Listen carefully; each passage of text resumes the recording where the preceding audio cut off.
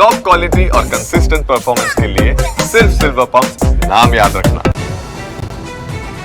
કેન્દ્રીય ગૃહપ્રધાન અમિત શાહે પણ ગુજરાત સ્થાપના દિવસની શુભકામના પાઠવી સોશિયલ મીડિયા પર ટ્વીટ કર્યું હતું અને ગુજરાતની પ્રગતિ માટે દાદા સોમનાથને પ્રાર્થના કરી પ્રતિભા, પરિશ્રમ અને વ્યવહાર કુશળતાથી ગુજરાતે વિશ્વભરના લોકોને આકર્ષિત કર્યા હોવાનું તેમણે જણાવ્યું.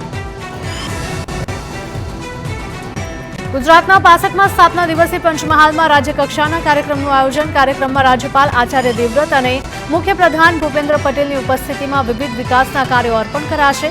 શવનપુરના મેદાનમાં મુખ્યપ્રધાન 800 કરોડથી વધુના વિકાસ કાર્યોનું ઈ-લોકાર્પણ અને ખાતમુહૂર્ત કરશે. આ સાથે જ ગુજરાત પોલીસ આયોજિત શસ્ત્ર પ્રદર્શનનું ઉદ્ઘાટન પણ કરશે.